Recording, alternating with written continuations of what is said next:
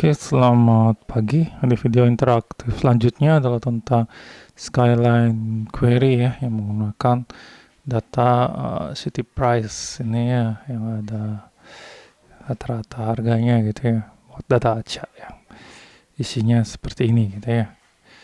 Ada city berada di kota mana, size and price gitu ya.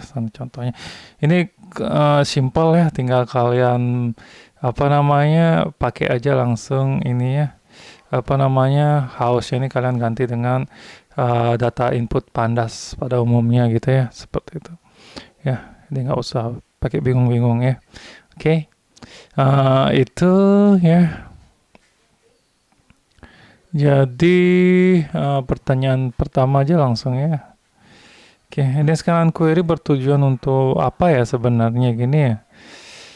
Apakah menentukan nilai minimum atau maksimum yang terbaik dari persebaran data atau mengukur pola persebaran datanya.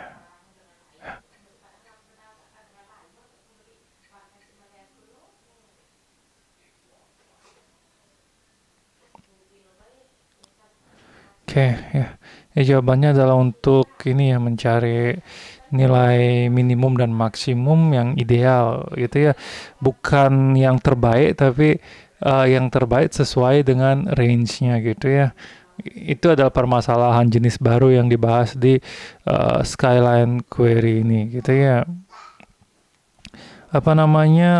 Jadi ada harga, ada barang gitu kan ya, modelnya gitu. Tapi ada barang yang harganya mahal tapi kualitasnya nggak bagus gitu ya. Jadinya dari seluruh data itu yang paling ideal gitu ya, ideal dari segi harga maupun uh,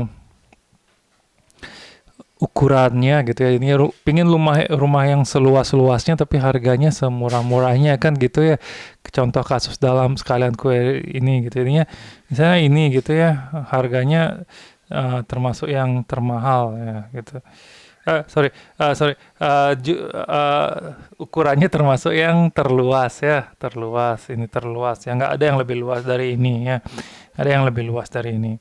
Nah, tapi banyak yang ini ya, banyak yang harganya lebih mahal ya, lebih mahal dari titik ini gitu ya. Seperti itu ya, ini. Oke, jadi idealnya adalah ini. Kalau kita lihat dari size dan price-nya saja gitu ya, mungkin ada faktor yang ini mungkin dekat mall, yang ini mungkin masuk gang kecil atau lewat jalan yang belum diaspal. Bisa jadi seperti itu, tapi kita nggak bahas itu ya. Di sini adalah memaksimalkan antara ukuran dan size. Kalau misalnya mau hasil lebih baik lagi, kita bisa coba ini ya, syarat-syarat lainnya juga kan gitu ya. Bisa kita query-kan sebelumnya, misalnya kita hilangin opsi misalnya yang tidak ada jalan besar gitu, misalnya seperti itu bisa kita lakukan itu gitu ya. Jadi jangan terlalu kaku dalam ini gitu ya, memahami masalah ini itu ya. Oke, kita lanjut ke pertanyaan berikutnya ya. Jadi ketika sumbu X di set maksimum dan sumbu Y di minimum, maka sekarang gue akan berusaha mencari titik seperti apa gitu ya. Jadi apakah nilai minimum Y yang linear dengan nilai maksimum X ya. Nilai minimum yang Y yang linear dengan nilai acak X gitu, seperti apa ya. Itu ya, jadi itu udah dijelasin ya tadinya ya. Linear ya. Ini kira-kira membantu apa nih gitu kan ya.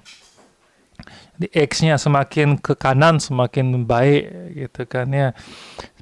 Terus kalau Y-nya semakin ke bawah ya, semakin baik karena minimum gitu kan ya di sana. Itu ya, kira-kira bagaimana? Ya. Jadi jawabannya adalah ini ya, yang linear ya, antara nilai minimum Y dan nilai maksimum X ya. Seperti itu ya.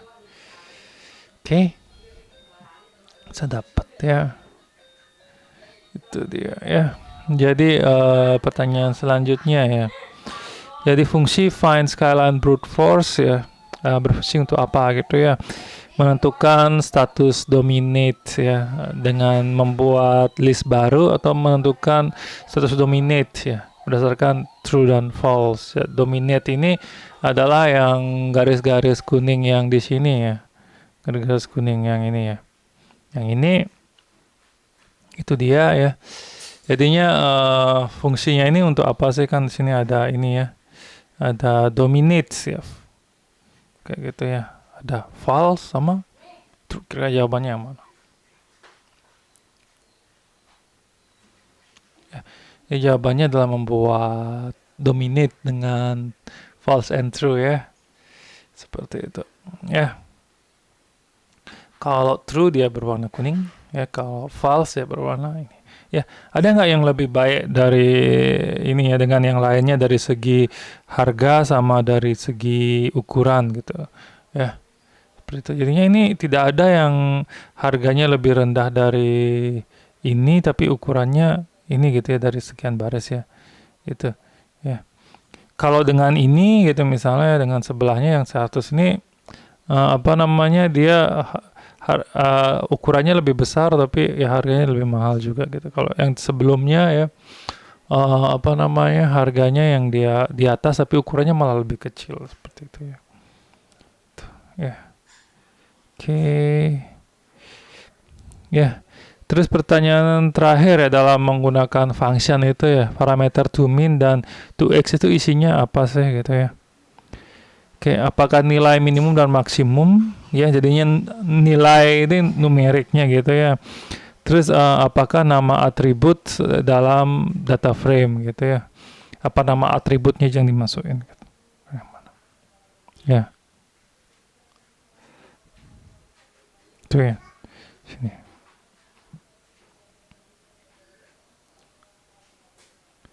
Ya. Kira-kira yang mana? Ya. Oke. Jadi jawabannya adalah tuh aneh ya nama atributnya saja ya. Price sama size gitu ya. Selalu ini ya. Itu ya kurang lebih itu. Oke.